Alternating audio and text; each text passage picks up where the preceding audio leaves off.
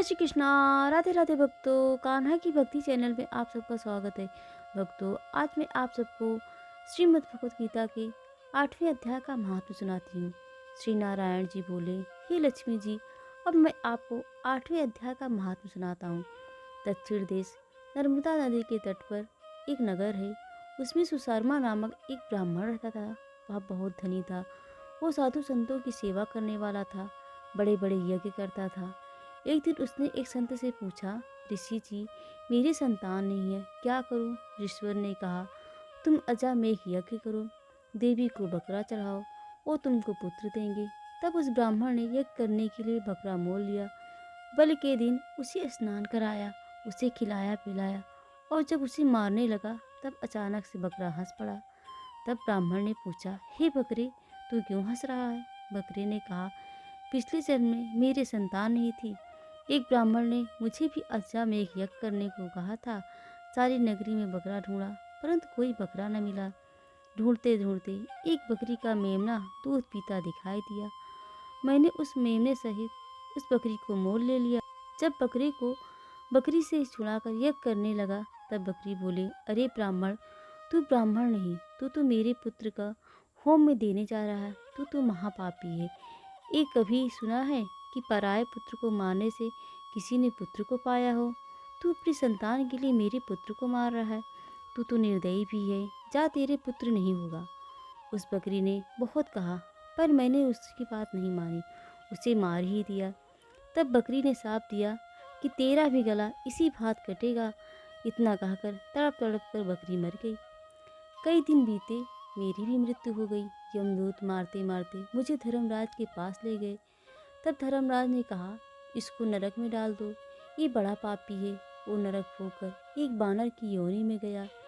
बाजीगर ने उसे मोल लिया, गले में रस्सी डालकर द्वार द्वार सारा दिन मांगता फिरता, खाने को आधा पेट ही देता था।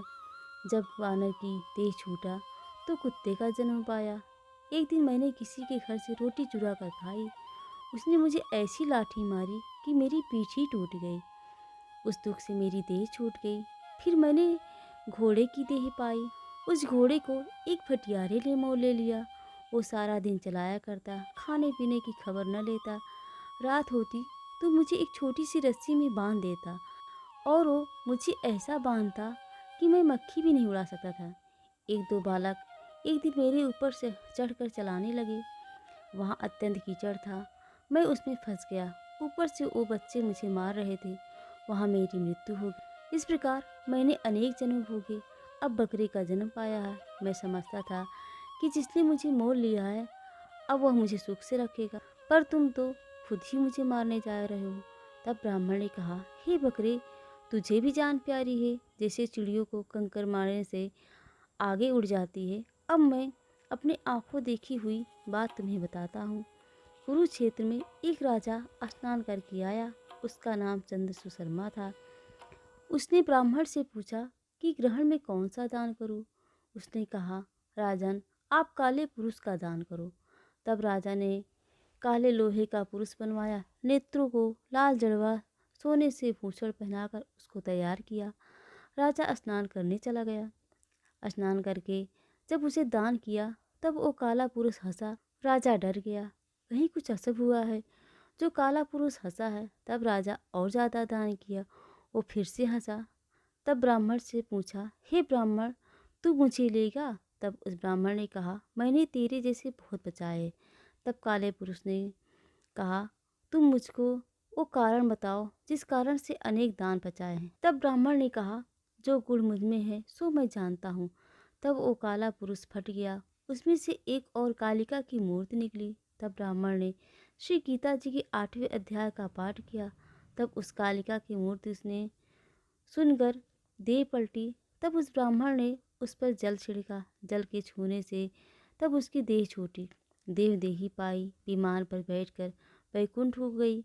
तब उस मेमने ने पूछा, तुम्हारी जानकारी में भी कोई ऐसा गीता पाठी है जो जिसका पाठ सुनकर मैं भी इस अधम देह से छूट जाऊं?